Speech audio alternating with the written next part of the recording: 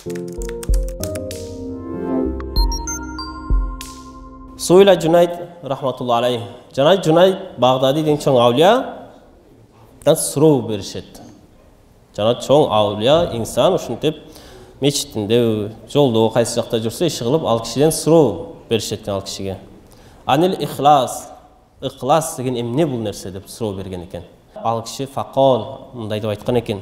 Bu ixlos degandey sen Alloh menen bo'lib atgan muomalangda, Alloh menen o'zining o'rtongdagi muomalangda бүткүл insonlarni жүрөгүнөн чыгарып салуң дейт. Жалгыз Алла гана көрүп турат. Жалгыз Алладан гана жардам сураймын. Жалгыз Алланы гана сыйынамын деп айтып атканыбыздан кийин көз алдыбыздагы оюбуздагы башка махлуктардын бүт баарын чыгарып салышыбыз керек экен. Ихлас деген ушул дейт. Көрдүңүзбү? Ихласка жетүү канчалык кыйын.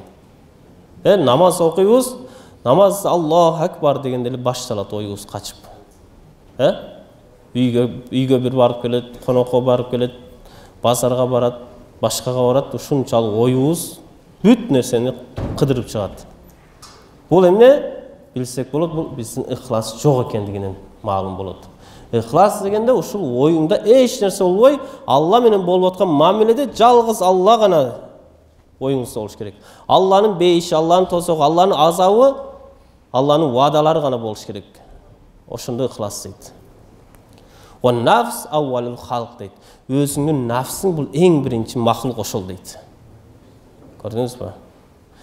Башкалар аякта турсун, башка инсандарды жүрөктөн чыгаруу. Эң биринчи өзүңдүн нафсыңдан чыгып алышың бул ихластын башталышы ошол жер дейт. Бүт баарыбыз ошол нафстын кулу болуп калдык. Алхамдулилlah канча намаз окугандар жаштарыбыз, чоң агаларыбыз, аталарыбыз, апаларыбыз, карындаштарыбыз көбөйдү, алхамдулилlah. Мечиттерибиз көбөйдү. Жолчан эже карындаштарыбыз көбөйдү. Бирок дагы эле карап турсак, баласын таштап кеткен жетимдер үйү, жесирлер, карлар үйү берекенин жоктугун дагы эле сезип жатабыз. Бул деген ошол биздин намаз окуп, орозо кармап, мечитке келип аткан момун бир туугандарыбыздын ихласы жок болуп жатат. Дуаларыбыз кабыл болбой жатат. Сиз менен биз ушул мечитке келген инсандар ихласыбыз бекем болуп, амалыбыз жакшы болуп, ушундай болгондо анда дуаларыбыз кабыл болуп, мечитке келбеген бир туугандарыбыз дагы, эже карындаштарыбыз дагы туура жолго түшүп, чет мамлекеттеби, Кыргызстандагы өзүнү жакшы алып, төрөгөн баласын таштабастан бапестеп чоңойтот эле.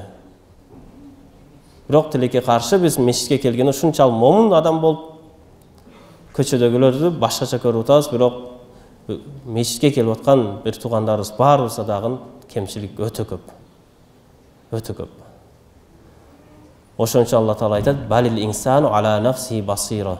Ар бир инсан өзүн өзү тааныйт, билет дейт. Сиз мени карап туруп айтышыңыз мүмкүн, ушунчалык илими бар, баян кылып аткан таква инсан деп ойлошуңуз мүмкүн. Бирок мен өзүм ичимде канча күнөө жатат Алланын астында, аны мен өзүм гана билем. Мен сиздерди ойлошум мүмкүн, ушунча 5 убакыт намазга келген, жуманы калтырбаган таксырыбыз деп ойлошум мүмкүн. Бирок сиз айтышыңыз мүмкүн, жок, менде канчалан күнөө турат деп. Ошон үчүн сиз менен биз дагы өзүбүздүн күнөөлөрүбүздү, өзүбүздүн каталарыбызды көрүп билишибиз керек. Башка бирөөнүн катасын, башка бирөөнүн күнөөсүн ачып үйрөнүп калдык биз. Интернетте болсо да, башкада болсо да, кафеге чогуп олтурсак дагы өзүбүздүн катабызды эч ким сүйлөгөн жок. Менде ушундай катам бар эле, кантип оңдосом болот деп атабыздан сурабайт экенбиз. Досубузга кайрылбайт экенбиз. Чоң аалымдарга кайрылбайт экенбиз. Паланча ушундай ката кылып жатат, ошону кантип оңдосо болот? Ошону тыйып койсо кантип тыйып коюш керек дейт экенбиз да. Бирок биринчи өзүбүздүн нафсыбызды оңдоп, өзүбүздүн нафсыбызды жеңмейинче эч качан башка бирөөдү оңдогонго да алыбыз жетпейт. Тилибиз дагы, сөзүбүз дагы өтпөйт ал нерсеге.